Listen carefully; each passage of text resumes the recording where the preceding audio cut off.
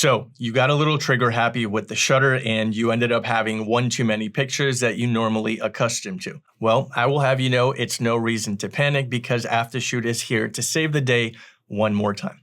Introducing Extreme Cull. This is the new option that is readily available to you within the latest version of Aftershoot, which is going to be a little bit more drastic when it comes to helping you cull your images. As if you're not saving enough time, this is actually the best option from which to choose because of the fact that it's going to narrow down 10 to 20% of the images and choose only the very best of the best with honors, sir. In this video, I'm going to give you a step-by-step process of how you can implement this into your workflow, as well as discuss when to use this option and when you should not use this option.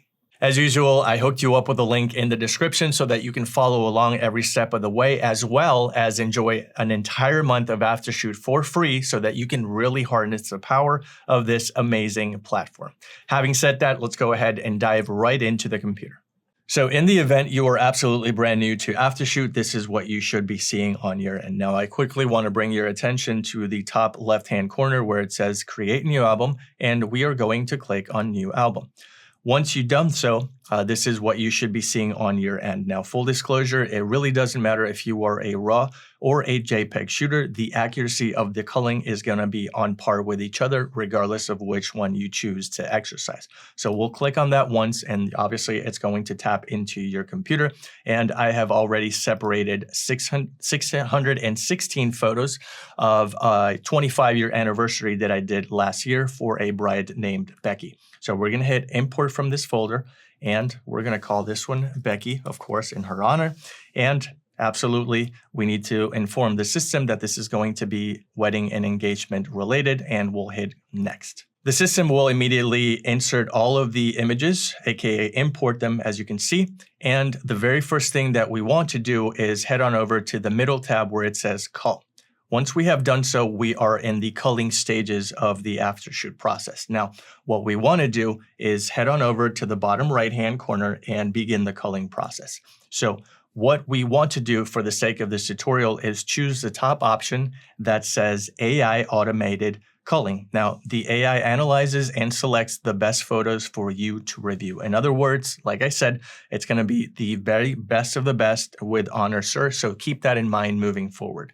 This is essentially going to liberate you from exercising any say in the culling process, and you are going to be delegating it to Aftershoot in its entirety. So in the past, Aftershoot has afforded you 3 degrees of the culling process. More, which is obviously going to give you more images from which to choose.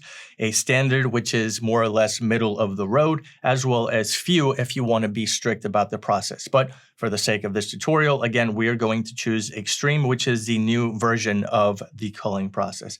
Having done so, all we have to do is literally just start culling, and the process will begin to take shape. Okay, so after 2 minutes and 42 seconds, the system is telling me that it has chosen the absolute very best 65 pictures from which to choose. So we're going to give it the good old human eye and verify these results. As you can see, Becky is extremely tack sharp, so is Tim, my efficient, and I have plenty of pictures to use for post-processing. But what if maybe you want to add a few more pictures to this gallery so that you can be a little bit more on par with 100 images? Well, we have aptly named a new category called the maybe category.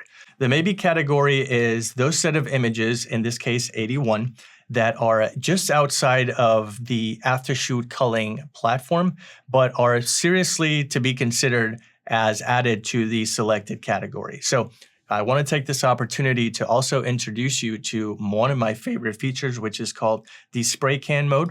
And in the spray can mode, I can easily one-click to add to the selected. Now, this is a brand new feature in the sense that you previously had to save all of the changes on the bottom right. But as you can see on the top right-hand corner here, as I select, they will be retracted from the maybe category and added to the selected category. So every single image that you choose to make a selected images, they're going to be subtracted from the maybe and added to the selected. And that's actually very cool. So there you have it. That is how easily you can implement the Extreme Cull option now in the newest version of Aftershoot so that you can save even more time than what you already are.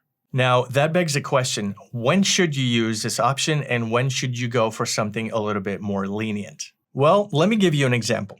Let's say that you are a corporate headshot photographer and you need to take the picture of 5 individuals. In your contract, you have stipulated that you want to give each individual 20 options from which to choose.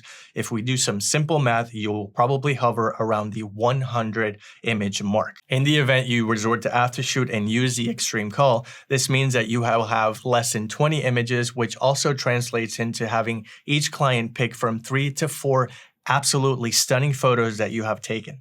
So conversely, when should you not use this option? Well, in my personal opinion, I think that if you are not bound to a certain amount of pictures and you want to be a little bit more generous with your offering, I would honestly stick to strict, medium, or even lenient in the event that you're shooting something like weddings, which is typically what I do.